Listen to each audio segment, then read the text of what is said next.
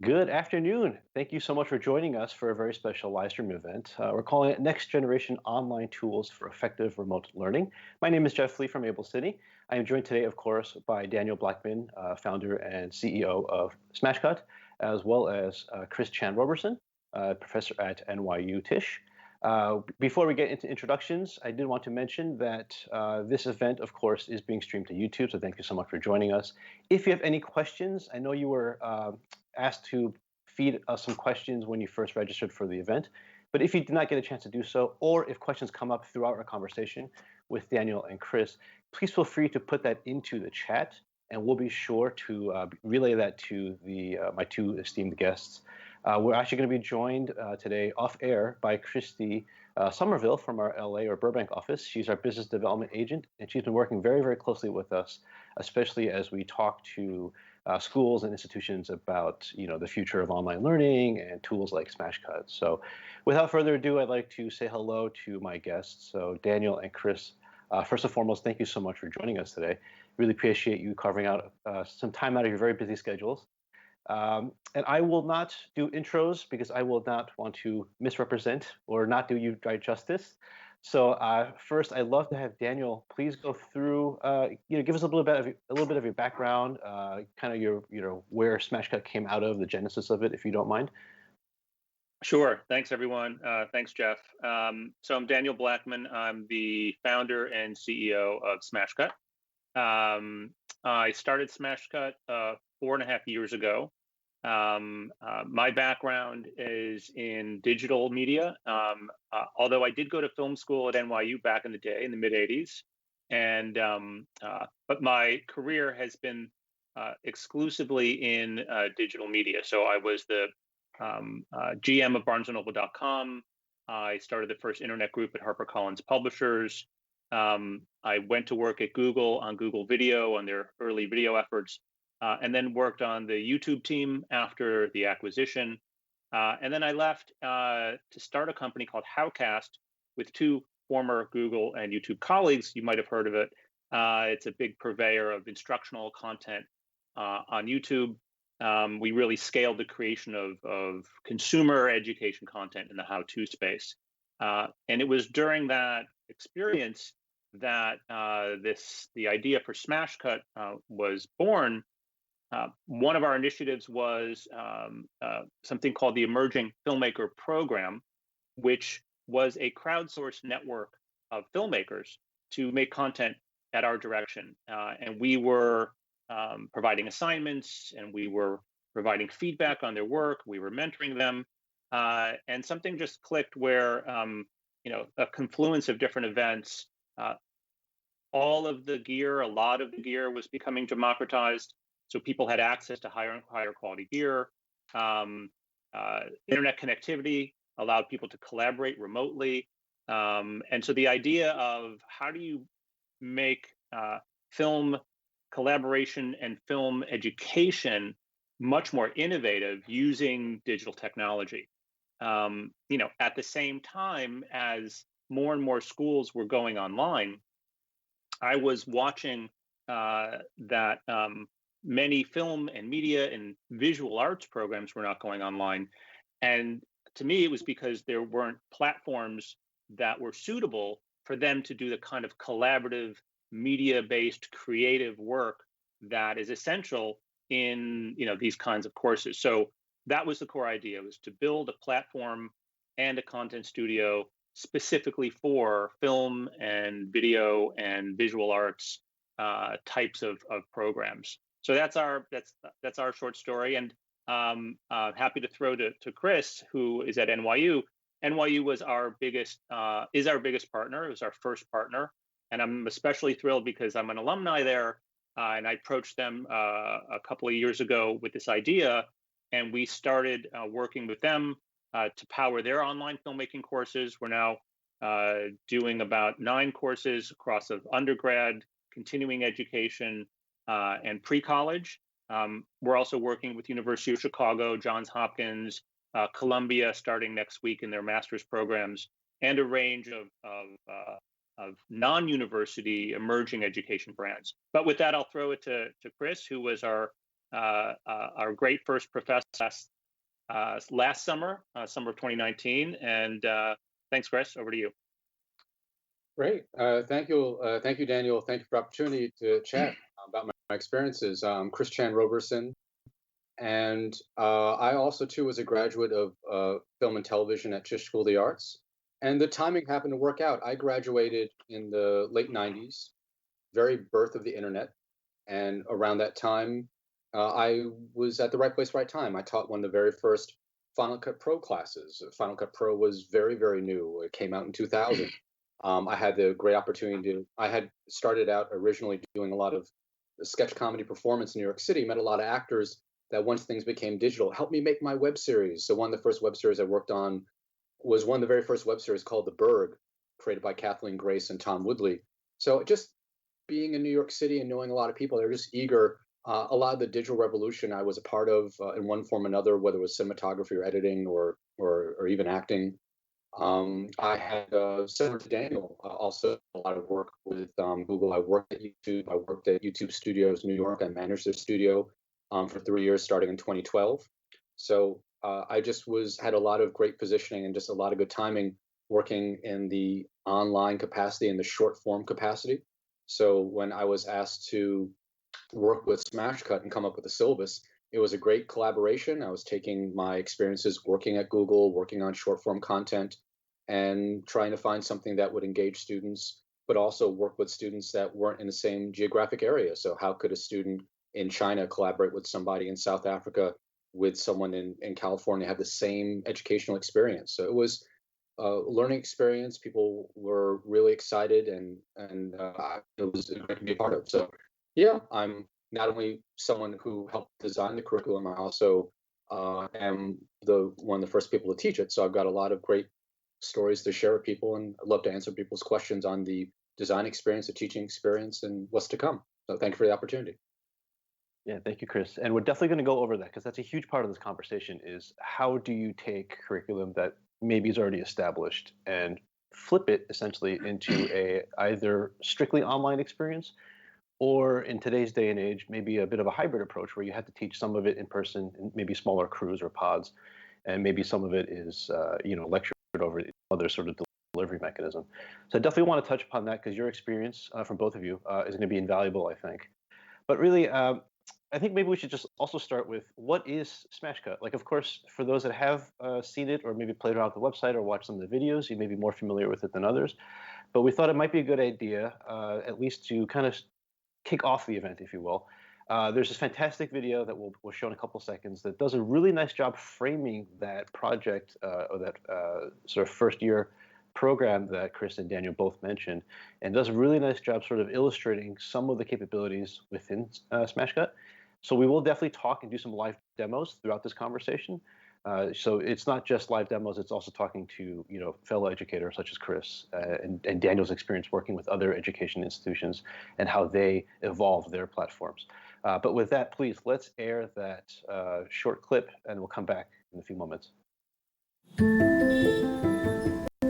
I'm full-time faculty here at New York University Tisch School of the Arts. I teach film production. I was approached by Annie Stanton, who is in special programs about the Notion online class. So our high school residential program can only take in 56 filmmakers in the film program. We wanted to offer the program to more students because there's a very large demand for these programs. The residency program prides itself on people from all parts of the globe coming together, staying in New York City, and working together in crews. So I knew that if this was coming to the table, there was something special. The program online this year exceeded my expectations vastly.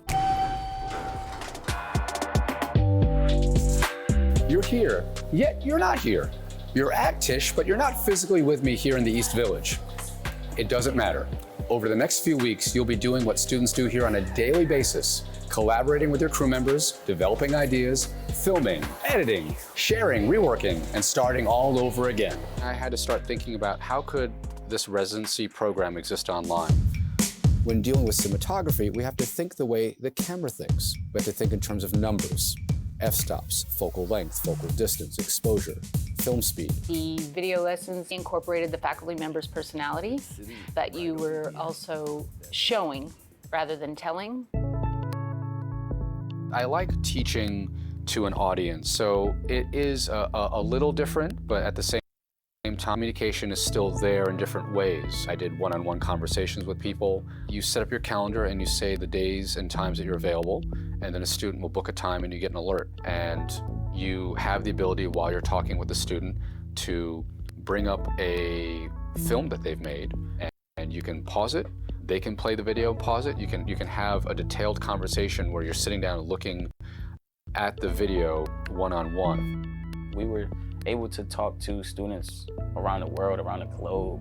It allowed me to be a mentor to folks I will probably never see on different continents. And I think that is just like mind-blowing.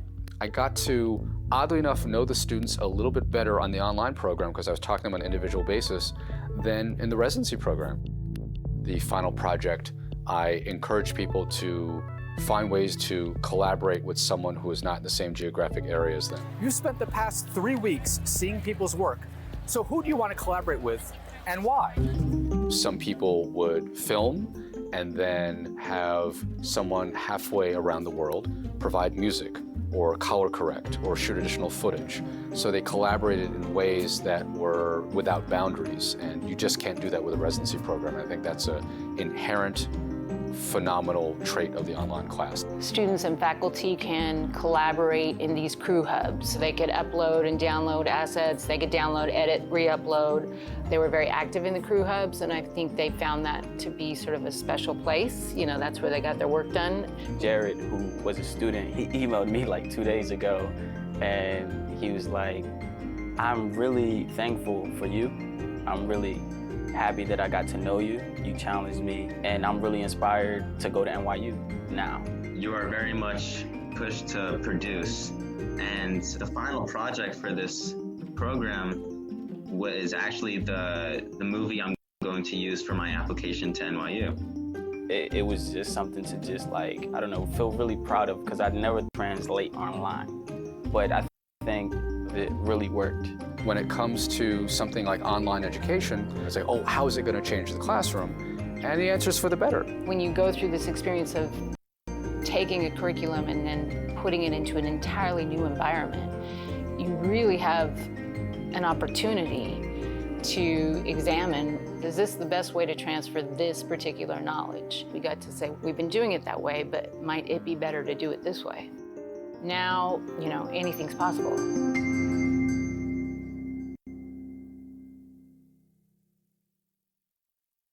Fantastic. That does such a good job giving us an overview of what the Smashcut platform is like, and especially how NYU deployed it and utilized it. So before we get into some of the demos, I'd like to start, since I know we're joined, at least according to the RCP list, by many fellow educators throughout the corporate and higher institutional level learning.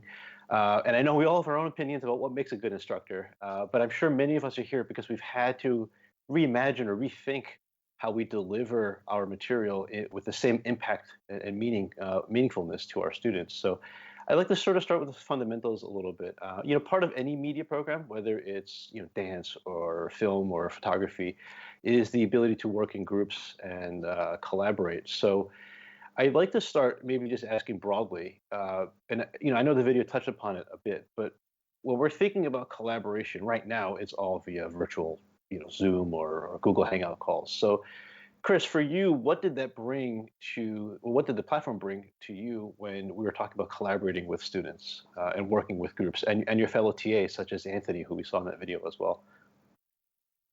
Yeah, one of the things that has come up in conversation amongst the faculty at NYU is the idea of neurodiversity, the idea that people learn in different ways and different capacities. So normally it's just you learn through traditional note-taking. But sometimes people don't want to learn or can't learn through traditional note-taking. They need to see a video or they need to be very hands-on. And that was the thing for me that was very, very helpful, that I could leave a video message. I could write something contextualized, that at frame 5, I could write something. So maybe there was a student in which English wasn't their first language and they had a problem. Well, the video message fixed that. They were trying to articulate something. So maybe instead of writing back to me, they would provide a link to another video. So the flexibility to be able to communicate was great because people weren't limited just to leaving notes. It was verbal, it was links to stuff, it was putting stuff down, and it was a discussion. So Anthony would leave a comment and I would agree, or I would say, oh, I see Anthony's point. Here's a counterpoint. I talked a lot about deltas, the notion of what we could do differently. So if the TAs and I didn't have to agree on everything, crew members didn't have to agree on everything. I said, hey, you have options. At the end of the day, it's your name at the end of the movie. So which way do you want to go? So it was great just to give people options. They're only as good as their options. So yeah, the platform really offered flexibility for someone to chime in a variety of different ways, all of them equally as important, and people gravitated towards whichever one was best for them. And people, I think, felt a little bit more felt a little more empowered to respond, knowing they weren't locked into one response medium. Did you find that that helped inspire and push some of the students because they had these sort of communication methods at their fingertips? Yeah, very much so. I think that students need to have a combination of things that are praiseworthy and also things that are specific points they can improve upon. So, maybe I was like, oh, hey, great job overall, but I can park my comment on one frame and go, hey, this edit was really strong, or hey, this sequence is the strongest part of your sequence. So maybe your part in the beginning can look just as strong as this point. So just being able to provide really, really precise notes is very helpful, opposed to like general comments, or again, something that might get lost in translation. Writing a giant paragraph may not be as helpful as a very pointed comment on a frame or a segment, or again, my video response or providing response with another video. So absolutely, I think people giving the flexibility responses responded in a variety of flexible ways. Yeah, and if I could expand upon that, the other part of this is the environment in which this collaboration happens. So this was also touched upon in the video, and this is an essential part of what we believe is successful online education, especially in the media arts, where you need to work on projects together. So having gone to film school, and anyone who's gone to any kind of program or even worked on any kind of creative media knows it's highly collaborative. So if you don't solve for that, you're not achieving all parts of the puzzle. So we built something called a crew hub, which is essentially a private space, semi-private space in the platform that is designed for small groups to work on projects together.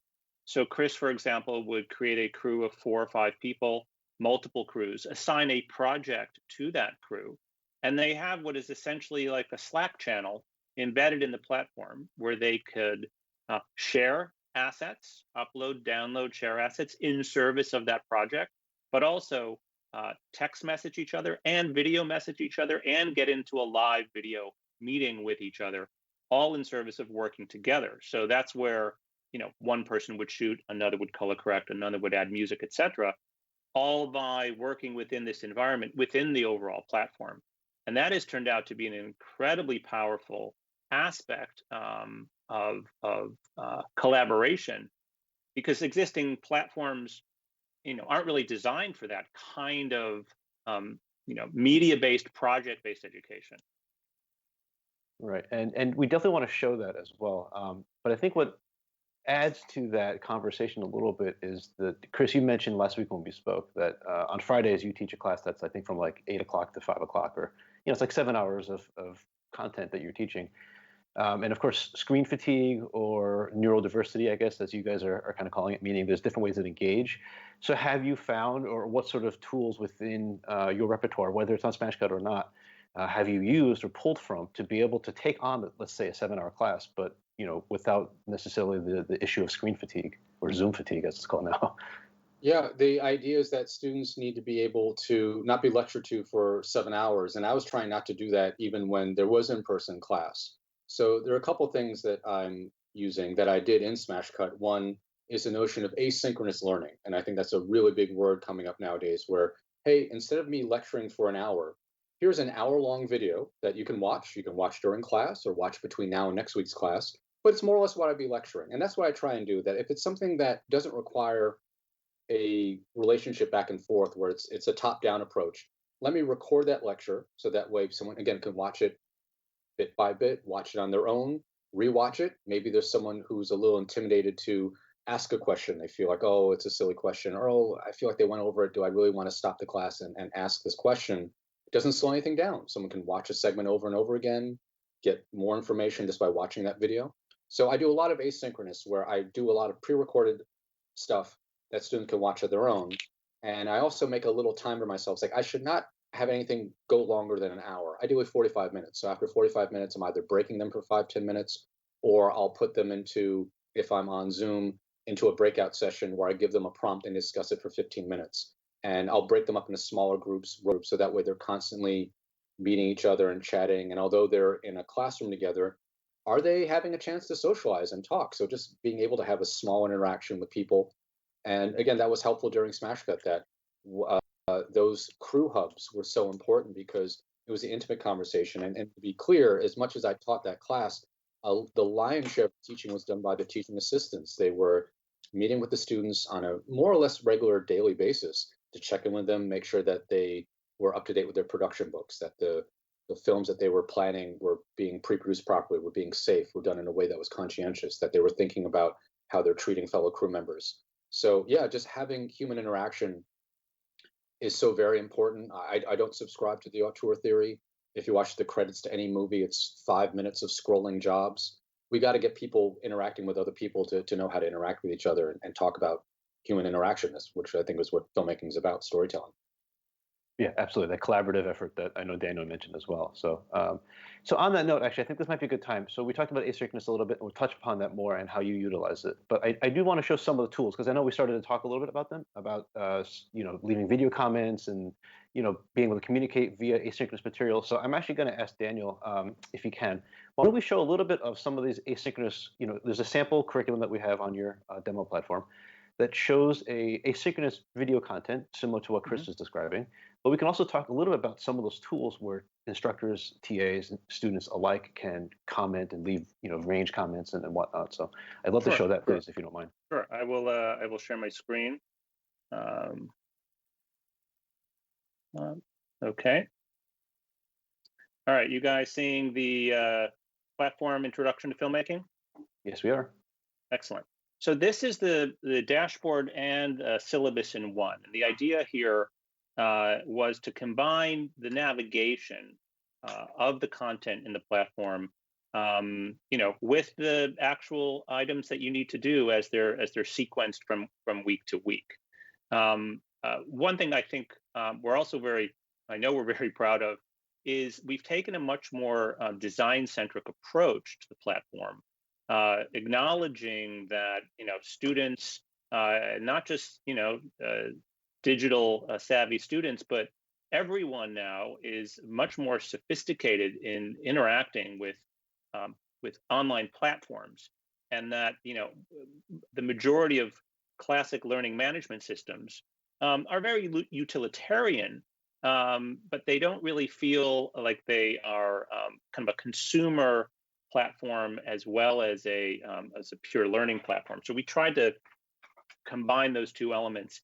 And also, given that we're teaching and we're enabling educators to teach visual and media arts, we felt that the bar was even higher from a design standpoint. So that said, this is the dashboard. You've got week-by-week navigation running down the left, which can be gated to prevent students from sort of binging through week-by-week lessons. So we're in week one. Lesson one is Intro to Filmmaking. Lesson 2 is Intro to Screenwriting.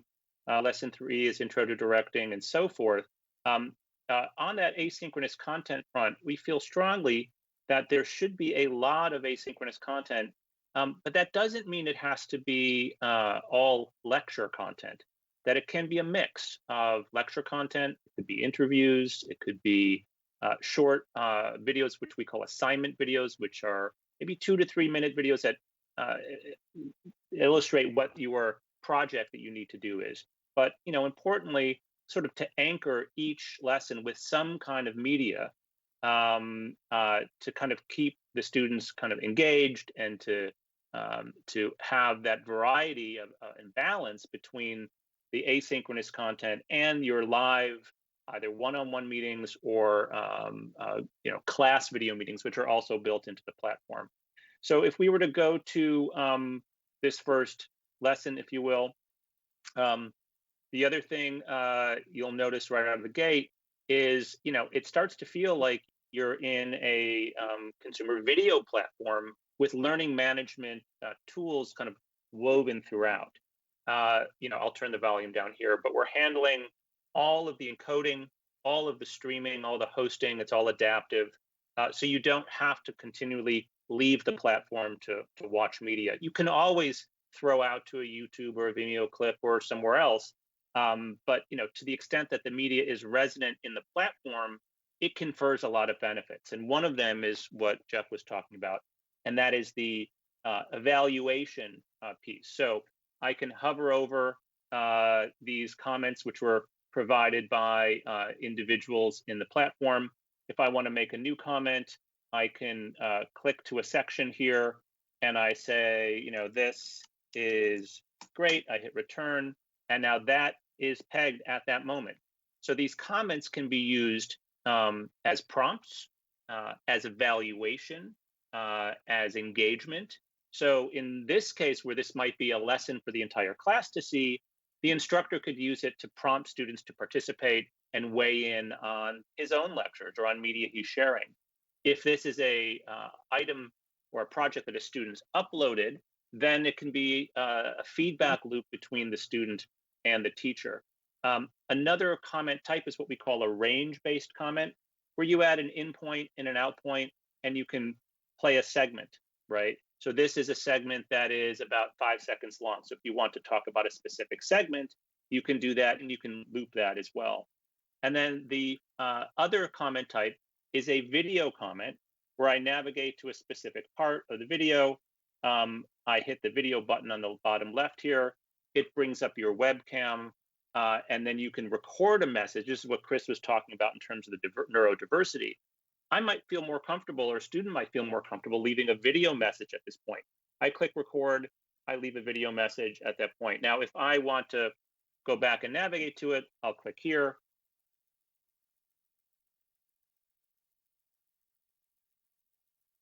Right, so you can move that around, you could resize it. And then there's also a feedback loop on the right side. Students can comment on the feedback that's there, and thereby, using the comments as a departure point for feedback. So this is, a very flexible way to kind of, let me move this around, to leave feedback. I also can get back to the core lesson, which is Intro to Filmmaking. We have a way to surface the referenced media that's within the content.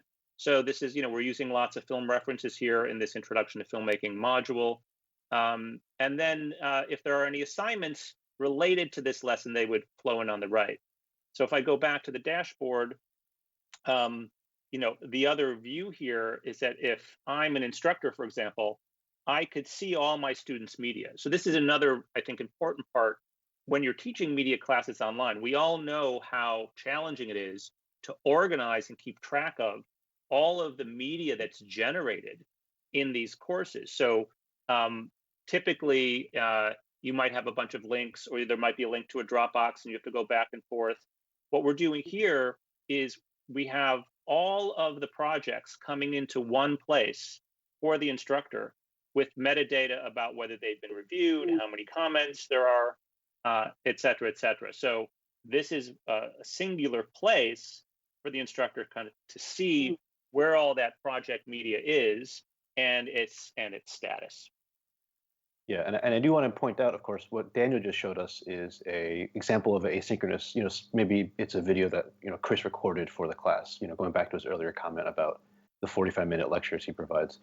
Right. But it could also, those review tools also exist as, real quick, I just want to say those review tools also exist when you're collaborating. So if I'm a student, I'm uploading my project, my fellow, students or my instructors can also leave those comments as well, which Chris also mentioned earlier, which is, I think, a great way to collaborate. And again, that feedback loop is really important when you're talking about one's own work or asking questions of the professor about certain segments of the lecture. Exactly. So here's an example of a student uploaded project as opposed to a class piece of lecture media, and it's the same interface, but this is between a student and an instructor, right? And the fact that this media is resident in the platform also confers other benefits in terms of sharing it in discussion boards and other places. So the other thing that's important to note here, we were just talking about time-based media and evaluating it by using points in the timeline, but we also have image-based media. So these are a portfolio of images that someone might upload as well, and these can be uploaded and navigated and commented on. You can leave a comment as an overlay comment in a specific position if you want. And then that's for still-based media. And then finally, if you want to upload a screenplay, if you upload a properly formatted screenplay, there's the ability to leave comments on the logical section of the screenplay. So there's lots of different format types that that are involved. And then before we get back to Jeff, Chris was talking about the asynchronous media. So we worked very closely with NYU and Chris specifically to generate all the content. This is a look at his program that ran last 2 summers ago and this past summer, and then is now running again in November. So all of this content was generated by working with Chris, and this is his asynchronous lesson content that students watching on their own time, and then are given assignments, uploading those assignments, and then Chris and/or the TAs will evaluate that work. Jeff, I can go show other parts of the platform later. Oh, I could show the crew hubs if you want at this point as well. Would that be helpful? Yeah, we definitely want to show that, but maybe for right now, I'd like to talk a little bit as far as Chris's experience using some of those tools. And I'm glad, thank you, Daniel, that you mentioned the idea of being able to show more than just video. It's also for stills and screenplays and everything else. Okay. Chris, do you have any examples of how you utilize this? Like, obviously, we saw the promo video that we watched at the beginning of this program, but we'll be curious to tap into your brain a little bit on the insight of of how you use these tools. Yeah, in terms of using the tools, at the end of the day, students need to be excited. They need to be empowered. They need to feel like their vision and voice is coming to light.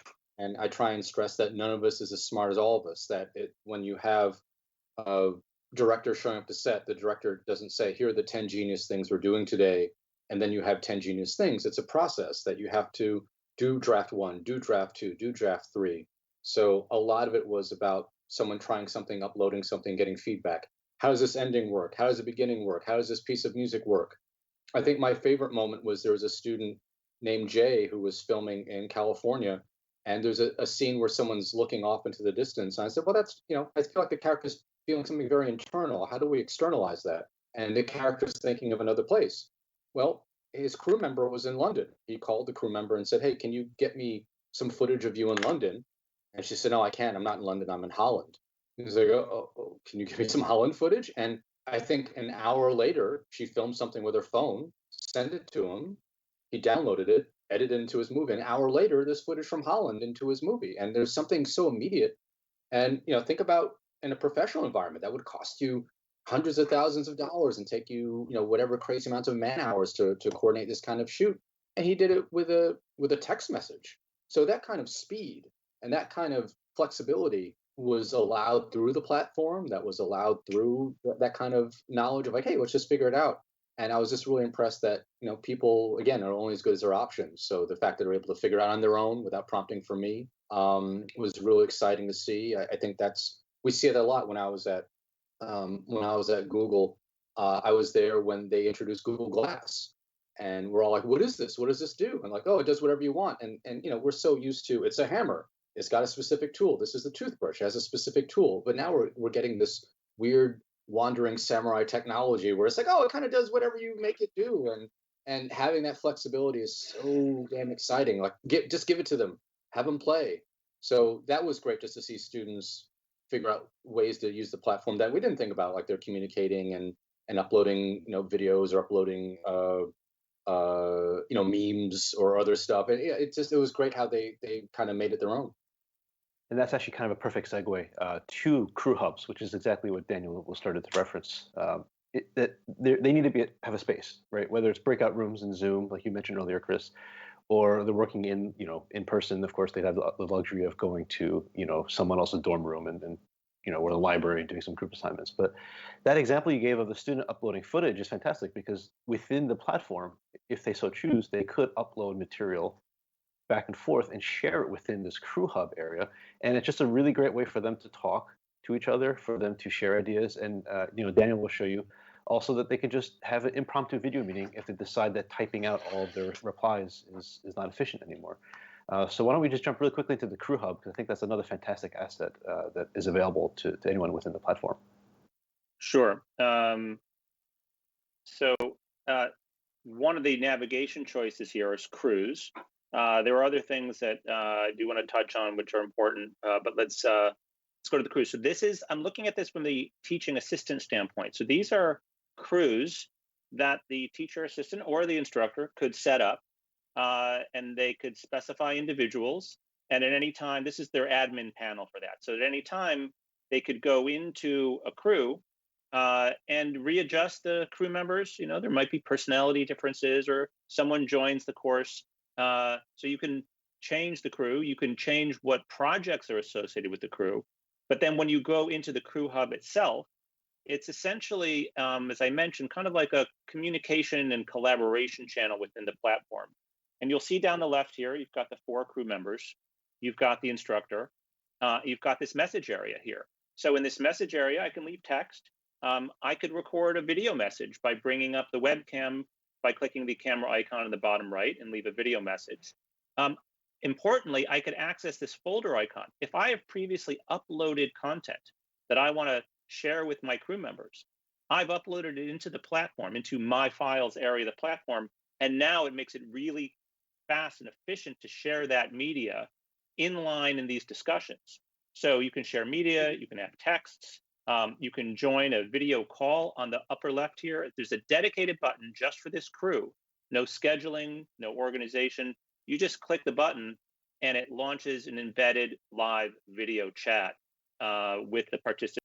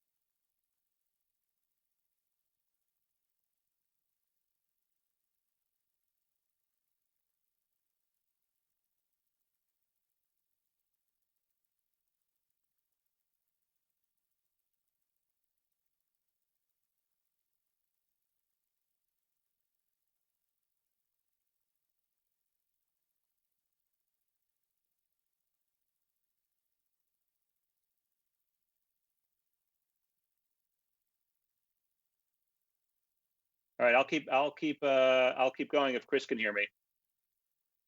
Can you hear me? All right, now I got a thumbs up. All right. So where did you guys lose me here? Okay, got it. All right. So this is a project called Moving People Through Space that was attached to this crew hub when it was created. So this is an area where the participants can upload and download assets in service of this project. So this is where one person would shoot, upload, another person would download, color correct, and re-upload. Someone would add music. So this is where they can manage the media in service of this project. And then when they're ready, they could, they could submit it to the teacher or the TA as a finished project.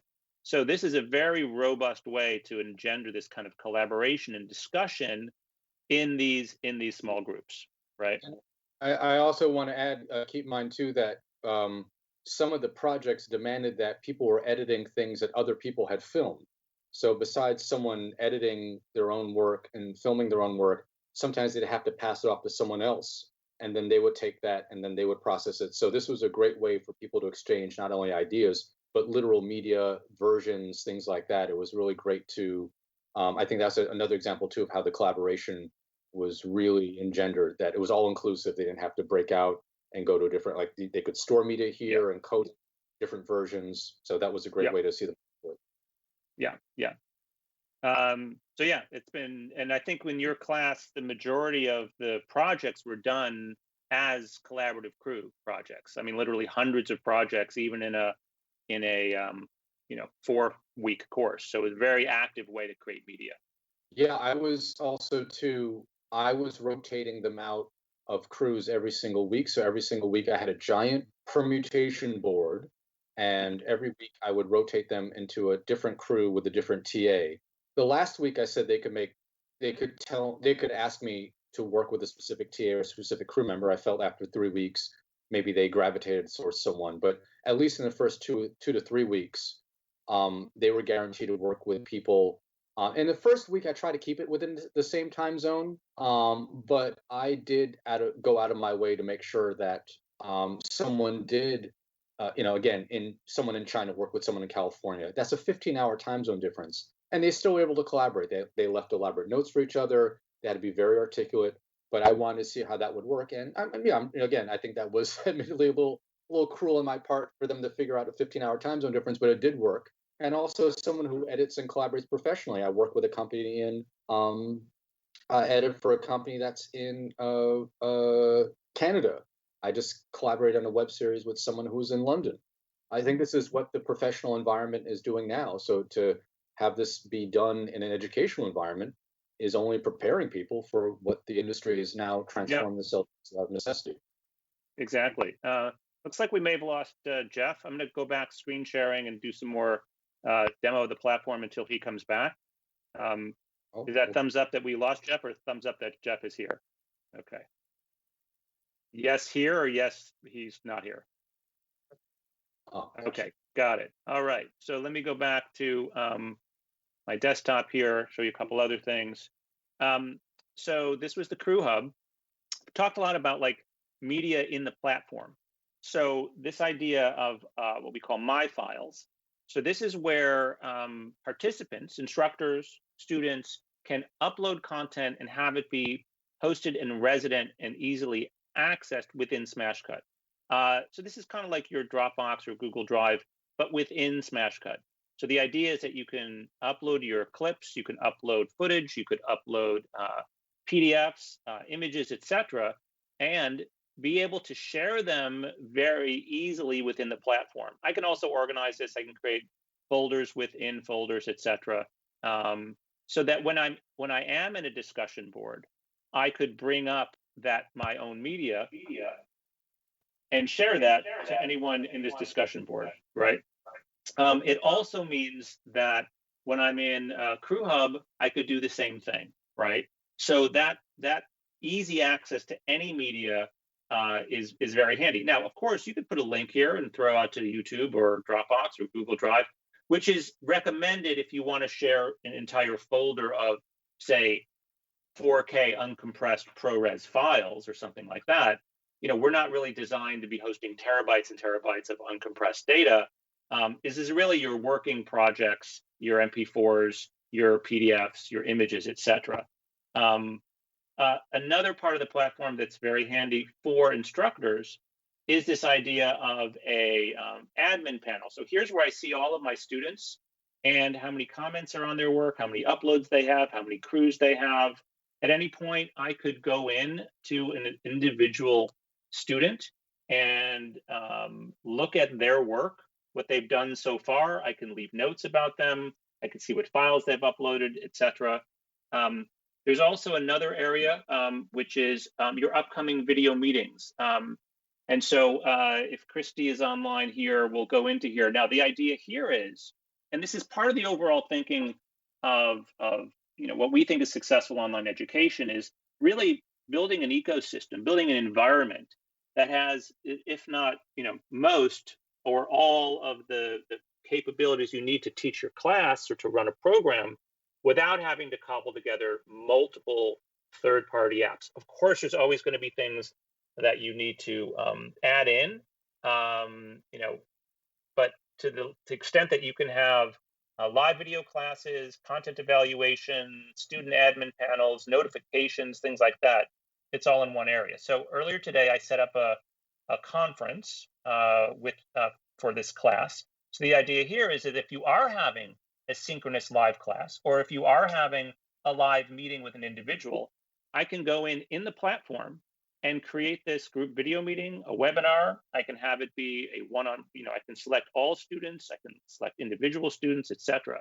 So I did that earlier for this class, and then everyone gets a notification. That's the other part of the platform here, is many, many events trigger notifications. So whether you've got a new video meeting booked, you've got a project ready for your review, you've got a due date coming up, etc.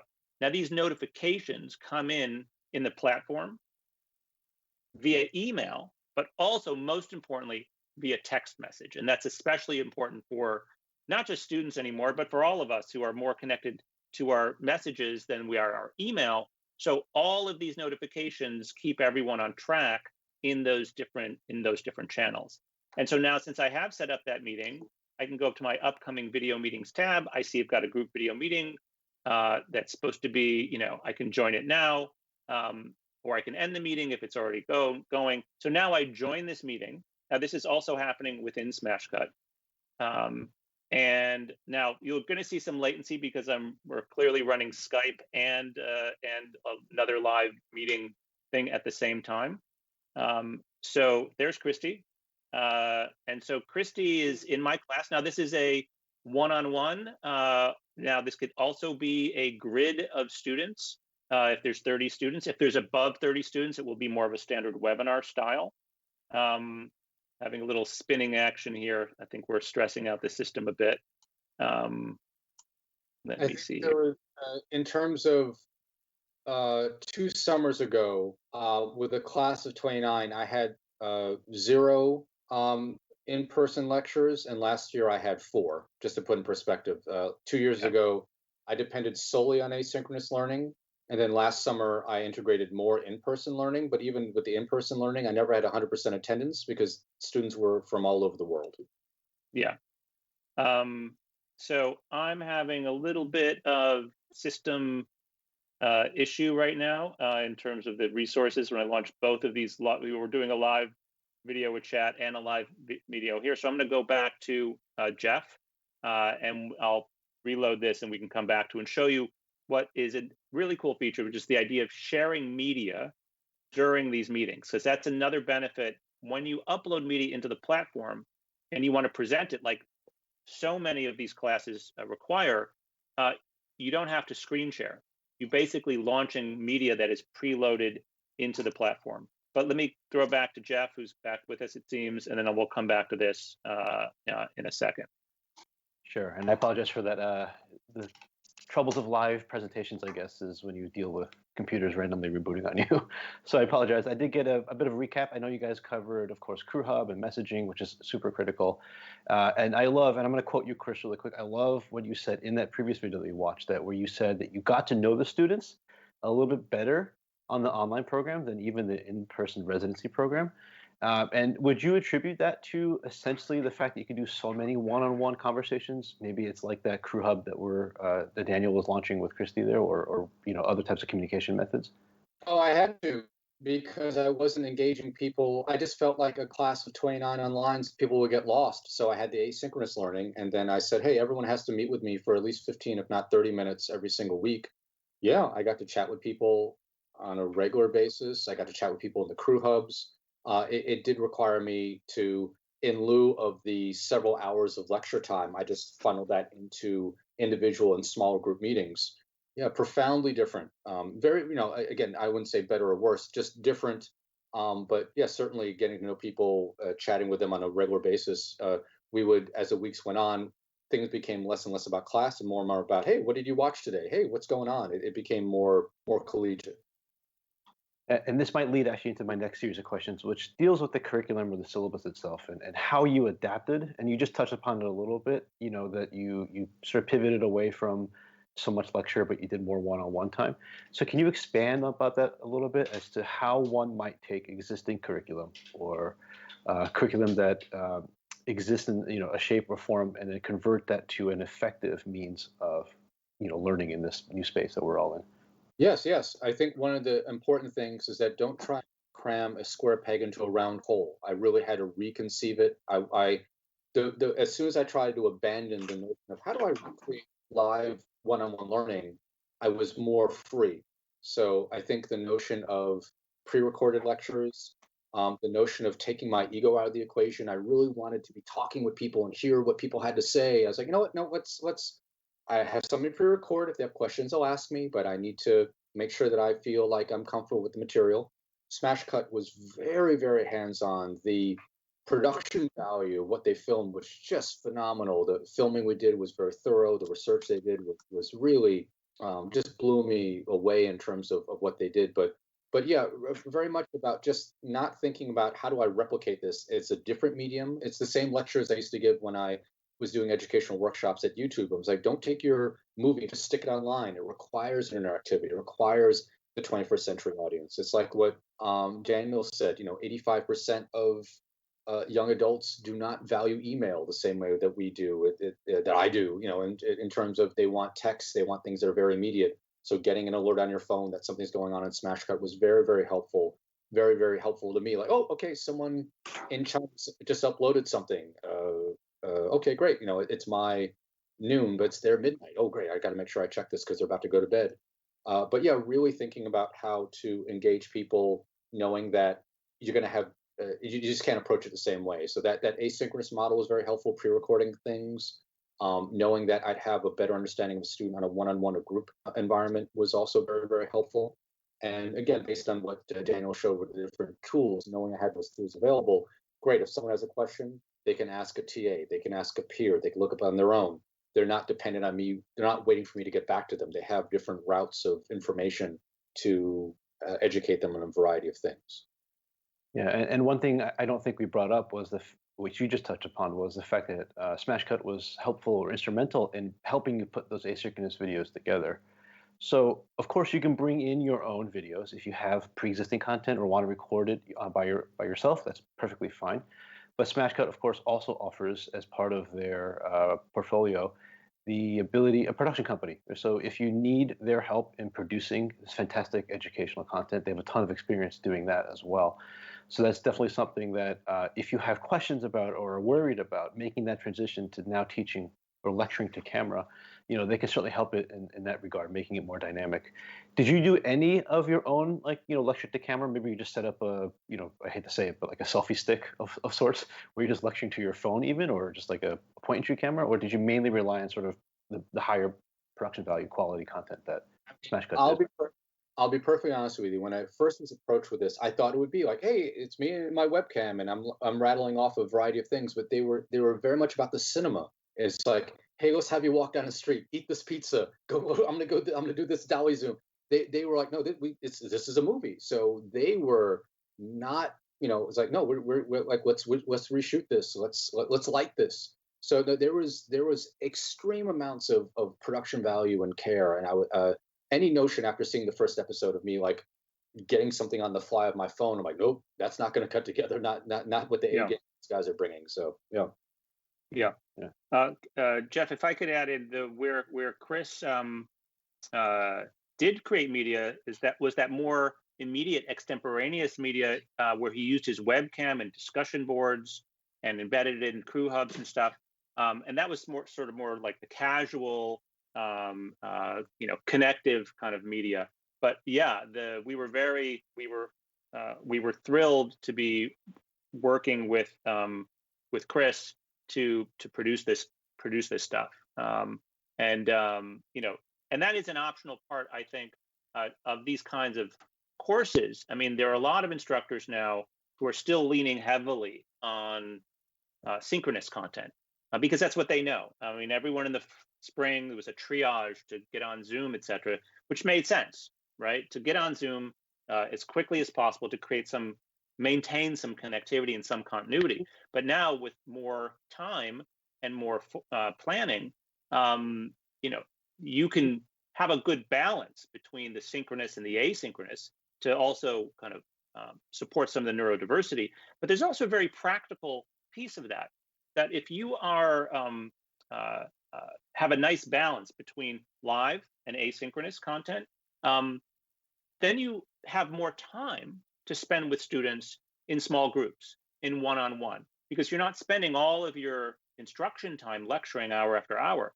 And what that does is that helps create more engagement and more student satisfaction in online environments. And that was something that when we surveyed, this is pre-COVID, when we surveyed students after the NYU programs, there were two things that they were thrilled with.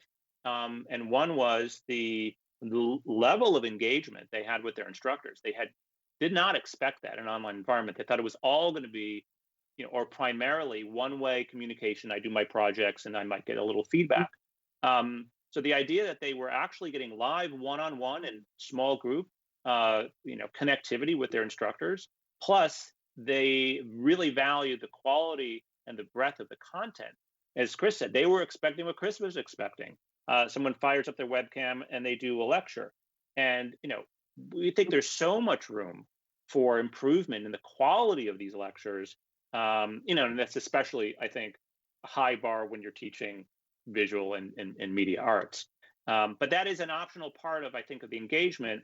We are working with a bunch of schools now that are primarily doing synchronous, and the asynchronous stuff is not lecture content, but that's the evaluation of the students' media, their collaboration that's happening outside of the live lectures.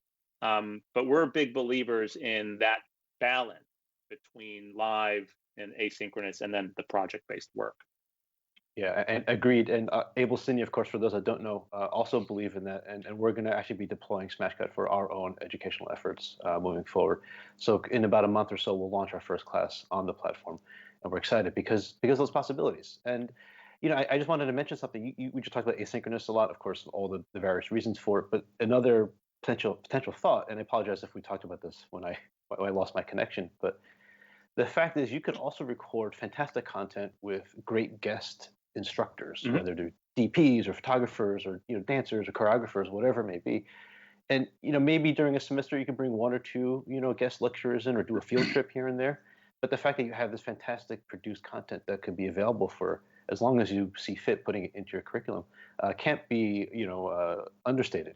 That's critical when you have the big name DPs or whoever available, and that's something that Abel is definitely looking forward to utilizing as well as part of our own curriculum. Yeah, and Chris did a good amount of that. He probably had a half a dozen guest interviews that were, shot 2-camera setup, B-roll. I mean, so we took the same kind of production value approach to those. But yeah, you're not restricted to lecture content. Guest interviews are great. And then, of course, curated content, that's asynchronous too. You could have lots of curated content that are, perhaps links to YouTube or Vimeo links. And then there's a format that we love, which we call the assignment video, which is instead of only having like a short text or a PDF description of the work you need to do a video that is basically video instructions for that assignment. So that makes it come alive with examples and maybe previous student work, and it just makes that project much more clear, I think. So that's another format. Thinking about this as, not just asynchronous lecturing, but as you said, interviews, other sorts of curated media is another way to think about the sort of breadth of content. Yeah, I've incorporated that in my own teaching, that besides a written description of the assignment, by me making a video explaining it, I found a massive drop in people making errors. Like, oh, I didn't realize it was supposed to be 2 minutes. Oh, I didn't realize it's supposed to be 15 frames. Just when there's a video explaining it and it's there, like, unless you're not watching the video, it's a lot more clear. So I've been very impressed. I get worried sometimes, like, oh, someone's going to copy it word for word. No, I think it's just easier to digest. It relates back to Howcast. So it's like, oh, instead of me reading how to fix this, let me see a video showing me how to fix this. It's just more intuitive.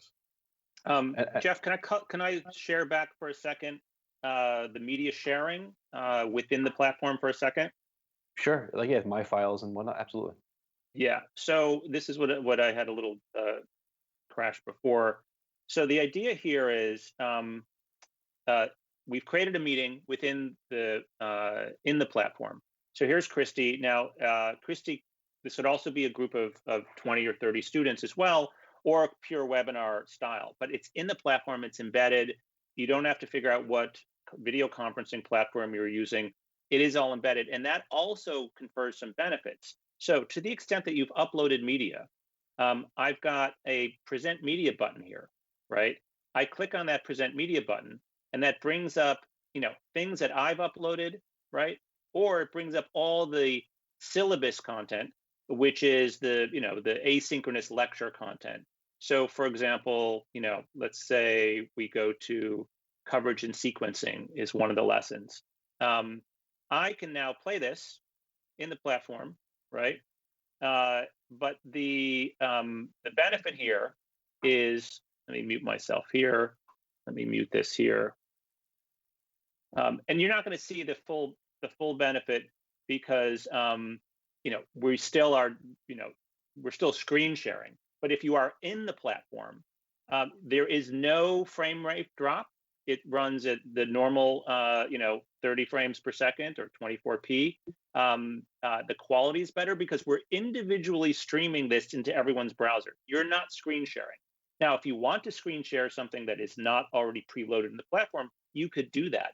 But this confers a lot of benefit. So one thing I could do is I can stop presenting, and I can make Christy a co-host, right? Christy's a co-host. So if I had, say, a 20-person class, I could bring anyone up to the front and make them a co-host.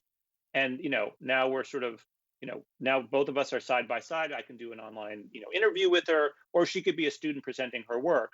So now that she's as a co-host, when we present media and we pull up a file, for example, let's say this is a student project, right? I can skip and hit play, and Christy, the participant, could also move around and pause this. So Christy could choose to pause this now, and we can have a discussion about it. So we're co-navigating this media, which makes it very, very collaborative. It's as if you're sitting around a monitor trading off the mouse, right? Here we go. So, and I can close that, and I can stop her from co-hosting, and I could also bring up, I can stop presenting. I can bring up other types of media. If I'm going to bring up film stills or any kind of presentation, it's the same concept. It's preloaded. It's right here, and you can co-navigate this media as well. At any time, I can screen share. Not everything can be preloaded. Say I want to have a second monitor, or I just want to have a second tab with, something. I just have a blog post, or it could be Premiere timeline. All those kinds of things you can do via screen sharing. But to the extent that you've uploaded media in the platform, it allows you to share it. And of course, you can text message each other. There's all these meeting settings like you would have in Zoom or Google Hangouts. So this is a key part of the platform. This is really the live interaction part of the platform. So I'm going to stop screen sharing now. We can get back. And this has been enormously helpful for media teachers who are constantly sharing media during their courses, and to have it all resident in there at their fingertips and higher quality has been kind of a game changer for a lot of these folks. Yeah, absolutely. I do want to. Oh, sorry. Go ahead, Chris. Okay, just very quickly, I think the one factor too, which I think comes up, is the notion that you lose a lot of time when a student's like, "Oh, it's at 1 minute," or "Can you back it up?" Like when the student has the ability to control media, then all of a sudden, boom, you're at the place you want to go to. But when you're teaching and you only have a little bit of time, every second counts. So I've been finding when a student's able to show me where they want to talk about a particular section of a clip and they just go there, the minutes, I get back those seconds, those minutes, and then that gives me more time to discuss. Yeah, absolutely. I also do want to save a little bit of time for questions from the audience. So I'm going to start with one of the questions that we got from the preview or registration page, and it's kind of a broad one, but I would be curious to hear. Did you have to train the instructors, train the professors how to teach in the asynchronous model? This is for both of you because you obviously both have experience doing this. You had to pivot, and now maybe you guys are the forefront and the forward thinkers. But how do you educate someone to educate in a new way? Yeah. Yeah, well, certainly that was something where we had a conversations. I think the TAs were about, I'm going to be with them every single hour. I'm going to be with them every single day. I'm like, well, it's going to be hard to do that when there's a 15-hour time zone difference. So getting people to think smarter, getting people to use the tools. Certainly, so 2 summers ago, I was the only person teaching it. And then this summer, I think there was, I think as many as 5 or 6 teachers teaching it. When I met with those teachers, they had the same questions I had, like, oh, when do I get to meet the students? And I get to lecture every day. I'm like, you don't want to lecture every day. That's the whole purpose of the platform, that you don't want to be thinking in those terms. So a lot of it was just ego. A lot of it was the same problems I had. It was like, I want to be the person that talks to them on a daily basis and motivate them. And it's like, no, they can motivate themselves as long as they get the right environment and the right place to do so. So yeah, that mentality takes some time. It's believing in the technology, believing in the power of the students. Again, teaching assistants sometimes are a little eager, and you have to remind them working on something twice as hard doesn't make it twice as good. Have faith in everything. So yeah, it was trial and error, but again, the technology was solid. Really never had any problems with like, that dropped out. Like it was dependable, and yeah, people leave messages, notes, and you can look at it. That was one of the things that Daniel talked about before. I could also track students, like, oh wow, a student had 2 units of participation. I think I need to talk to them about participating more. Hey, like, wow, so and so, wow, you're making comments every single day. Thank you so much for being an active participant. So being able to look at it from a large point of view, be able to identify students that need more help versus students that are doing just fine, just making sure that they're being acknowledged for all their efforts. Great. And I know we have one more question from the YouTube audience. And please, anyone that has additional comments or questions, please drop them in the YouTube. But Christy, why don't you go ahead with that other question that we received? All right. Can you guys hear me? Yes. Mm-hmm. Awesome. Okay, so this goes back to the conversation a little bit earlier, but does the favoring of individual interactions versus group discussions diminish the sharing of collective knowledge or shared experiences from the students on their projects or during problem solving? Well, keep in mind that whenever a student makes a project, they're able to share it with the entire class. So I think that's part of it, that the idea is workshopped with a small group, but then it's shared with everyone. So someone who is not part of that process, who is not part of the pitch process, storyboarding process, multiple editing of versions, just see that one project and has to live on its own. And someone who gives you comments like, wow, that part was really strong. Someone's like, oh yeah, it's strong because I developed it, for the past week. Or someone's like, yeah, this isn't clear. Then I can go, hey, yeah, I've been telling you it's not clear for the past week. So now you have someone who wasn't part of the process is weighing in. So no, it still has that. I think Daniel had described as one to many, that one person can look at it, several people, many people can look at it. So no, not only is it not diminished, again, it just adds these layers of, some people in pre-production, more people in production, everyone during the actual final product, and that's great. And it's all archived as well, so someone can look at a rough cut and compare it with their final version, and really can do a self-evaluation, go, wow, I really made some good decisions, or wow, someone gave me a radical decision, I'm glad I pursued it, or oh yeah, I was a little stubborn about that, I'm glad I was. You don't know till you do it.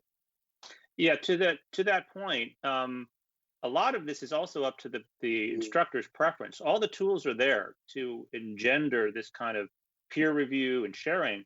And we recently added something this past summer, which is if I log in as a student, I have my projects that I can see, all the projects I've done.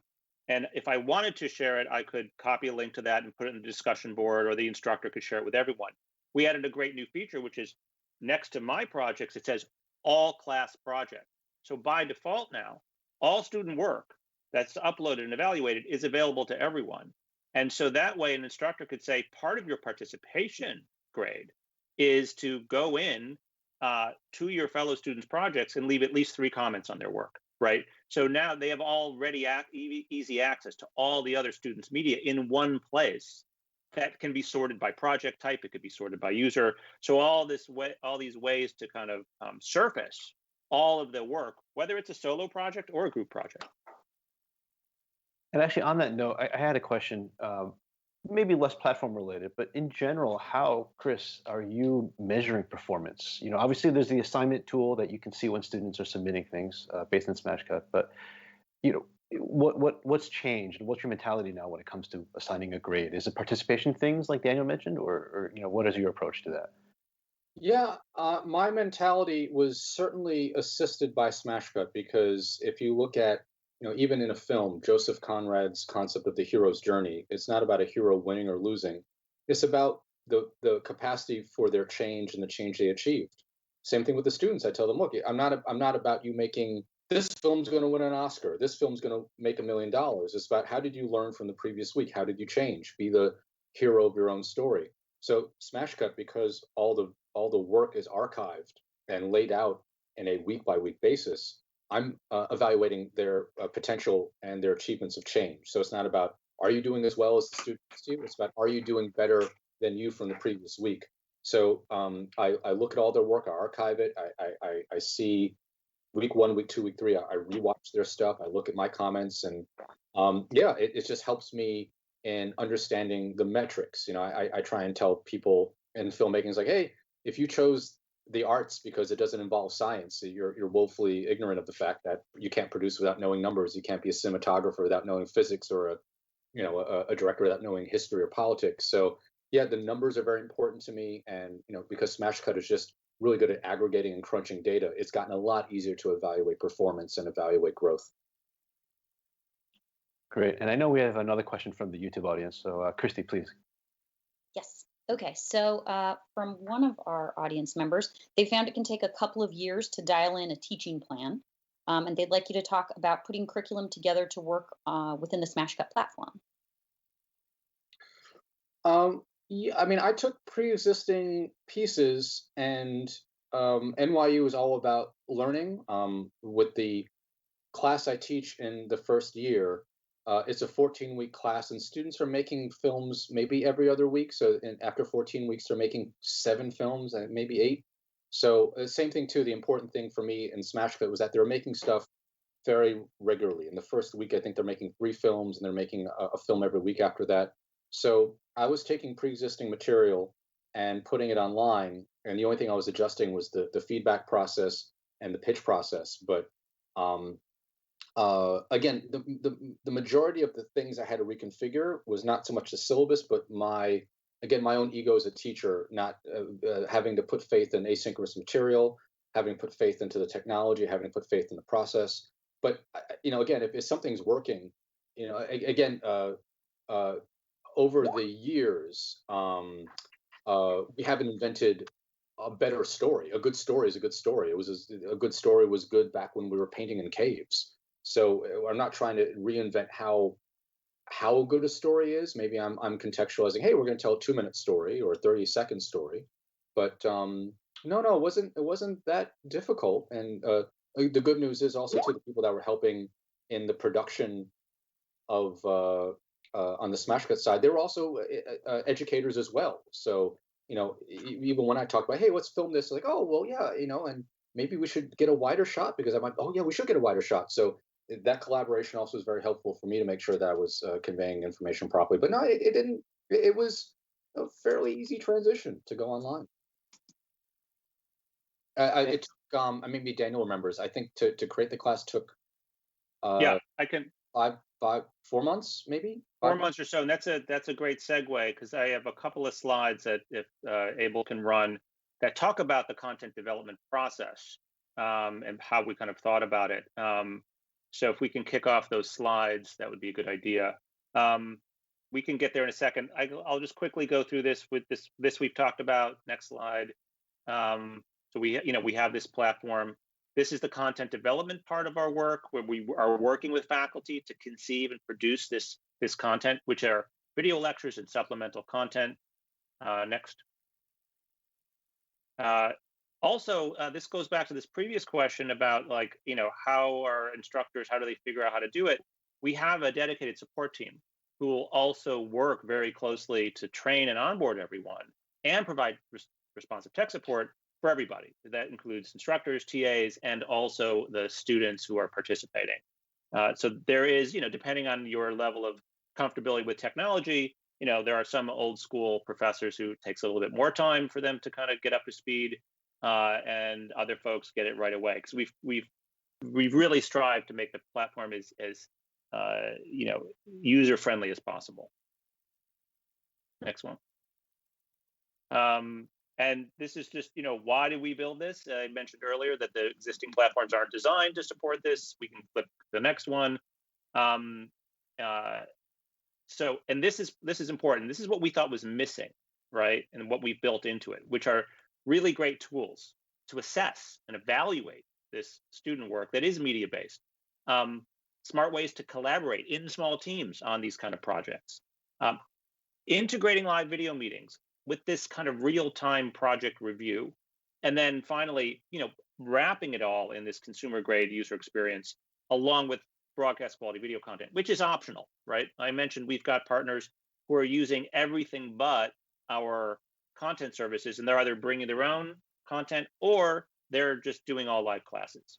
Next one. So Chris's class, that was our inaugural class in the summer of 2019. This was the project timeline, right? We started talking with NYU in November.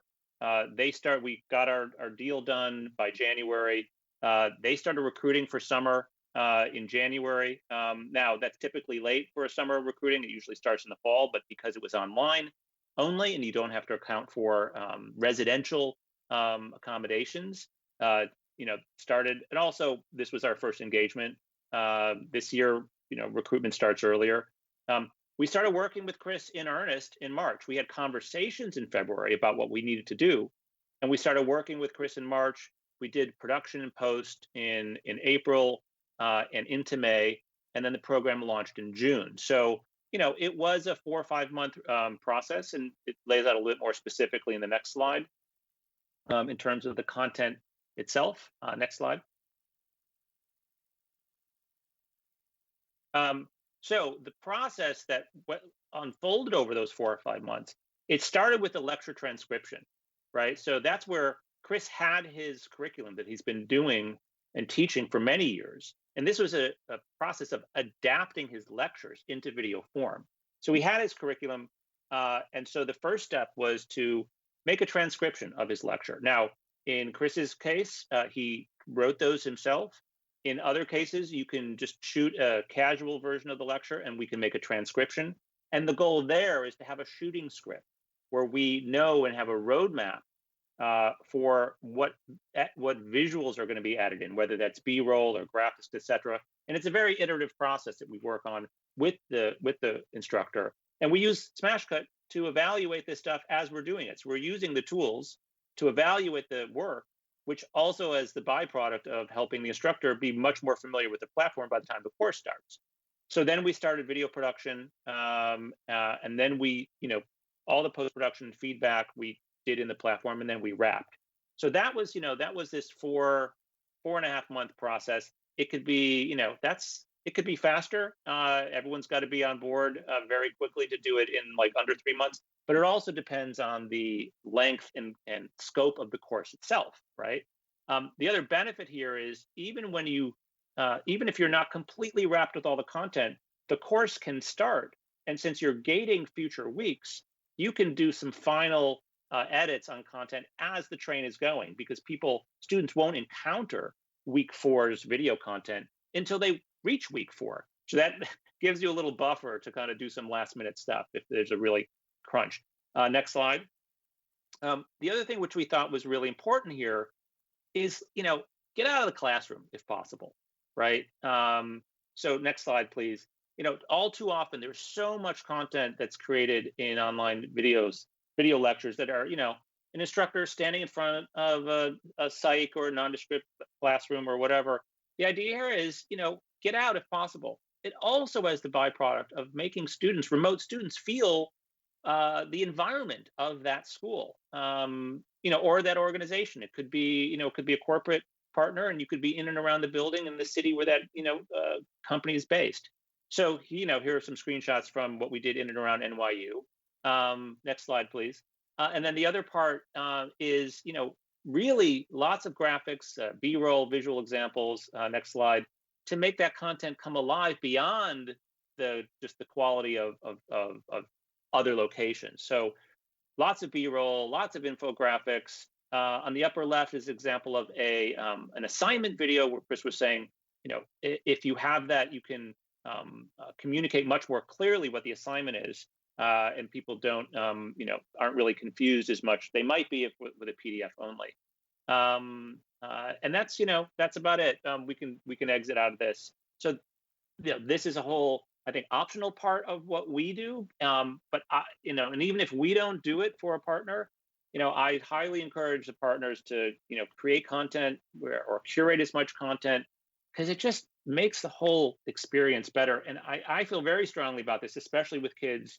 One kid now in college, that if and I'm speaking now to the university folks now, if you have an opportunity to create a better experience for a student who is not too excited to be a remote student to begin with, and the university is charging pretty much the same tuition, maybe less room and board, doing whatever you can to make it more engaging, I think is incumbent upon the universities to do that. And that means better platform experience, better content experience, more one-on-one engagement, all of these things. And whether you use Smashcut or not, there are ways to do this to up that game. And I think it's really, really important to make a better experience possible for the students, if you can. Yeah, and I think that lends to kind of what Chris and Daniel have both mentioned, is keeping engagement high. Making sure that we don't have screen fatigue, and even simple things. And this is not really the topic of today's conversation, but even simple things like making sure audio and video quality are good. Like, don't use, we joked about using selfie sticks earlier, but don't do that if you can avoid it, especially when we're talking about film production or anything else. Lead by example in many ways. And just to mention that, obviously, Abel and Smashcut have partnered together because we believe truly in the product. And again, I mentioned earlier that we're going to transition many of our classes towards this platform as well, with the first one coming up in about a month. But there's other opportunities too, and just creative thinking about using your space, whether that means better lighting, better cameras, better audio. Put a lavalier on. They're not super expensive. Get a decent camera. It doesn't have to. I'm not using a web camera. I'm actually using one of the Sony cameras because I thought it looked better. And we can actually get real depth of field and not have to use the blur effect that like Skype or Teams builds in these days if we don't want to. So all of these things are really important. So I just wanted to mention that if there's anything that anyone has any questions about, whether it's gear centric, whether it's practical and process centric, whether you guys want to schedule demos to see Smashcut a little bit deeper, and I would encourage that if you are interested, because obviously what we did today was just a screen share. So you have all the latency issues that you experience regardless. But when you see the demo inside Smashcut, and we've done a bunch of these demos now, you start to see everyone's eyes light up and they go, aha, like I get it. Now I understand why it's so important and why this platform works so well. And thank you, Chris, for all those wonderful examples of how you utilize it. Because I think that's the missing piece is you can have the world's best tool, but if you don't know how to use it, it's kind of a dud. So I really appreciate that you have all that insight that you're sharing with us. And I guess just because I know we're near the top of the hour here, I guess I had a couple of questions that were more general, more broad, I guess. Are there anything that you, Chris, or Daniel want to mention as things to avoid? We talked about best practices, but what about things that we should definitely try to avoid when it comes to pivoting to either hybrid or online only education? I would say, Chris is the educator. I would say a too narrow mindset of how you're going to use technology. And I think we have there's a risk right now having so many millions of teachers being kind of forced into using Zoom as the only tool, basically.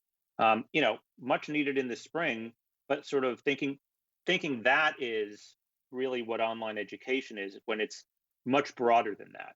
it's a broader experience. So I think it's to be open to ways of teaching that are more expansive than just I'm connecting for a live meeting and now you're going to submit some homework into the CMS and I'm going to grade it, right?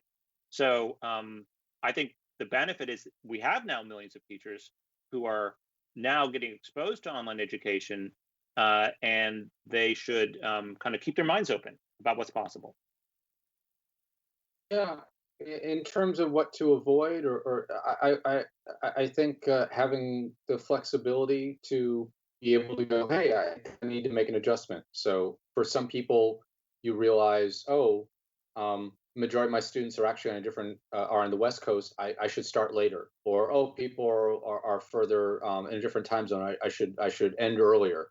But we've been hearing constantly from people, hey, the world is different. The world is different. Yeah, so everything should be considered a little bit differently than what we normally are. So just being open to try new things and have the flexibility. So again, like what Daniel said, I think, yeah, when we did the first week, I made adjustments to the final project just because after seeing the platform live and working with students, I was able to evaluate a little bit better what the platform could and couldn't do, what the students could and couldn't do. And I adjusted accordingly without anybody noticing because week 4 didn't unlock until week 4. I made changes without anybody noticing. So yeah, it's a new world, and we have to be thinking in those terms. Like, how do we do things differently, knowing that we have the foundation, but just not being afraid to go. And I think that's an ego problem where it's like, hey, I've been teaching this for 2 years, 3 years, 5 years. I don't want to change it. You gotta try something new. It's new for everybody. Don't be afraid. Right. And finally, I just want to say that some people think it's like an either or situation, whether, oh, I'm just doing live in-person classes or this is online. And I think the way to think about this is it's a new form. It's a new form of education. It's not better or worse than anything else. In some places, it's not as great. In other places, it is better. I mean, in terms of intimacy, in terms of immediacy and speed, some of the things Chris talked about. But it's a new form, and to embrace that as a great opportunity to reimagine your curriculums in a new way. Yeah, absolutely. And I hope today's discussion inspired those that maybe are a little hesitant to think in this kind of different mentality of, getting away from lectures and doing more hands-on stuff, in this sort of new deliverable format. So I don't think we have any more questions from our YouTube audience, but obviously if anyone does afterwards, we'll send out a follow-up email with all of our contact info. So if you do have any questions or you want to schedule a demo or just want to take a look at some stuff, by all means, we welcome that. I do also, of course, want to thank Daniel and Chris for spending this valuable time with us. Really appreciate it. And, really appreciate you lending your insight and giving us, some of these access to these tools that we can look at. So I think maybe we'll end on time. With that, I'd like to thank you guys again. Thank everyone watching YouTube. Thank you for joining us. And again, please feel free to reach out. This is, of course, an ongoing conversation. This doesn't just end here. But we're here in any capacity between the two companies to help you out, whatever format. And, even if you think it's a crazy idea, throw them our way. We love crazy. So this is how the world works now. So we appreciate that. Great. Thanks. So thank you for joining us. Chris, Dan, thank you so much. Appreciate it. Thanks, everyone. Thanks, everyone. Ciao.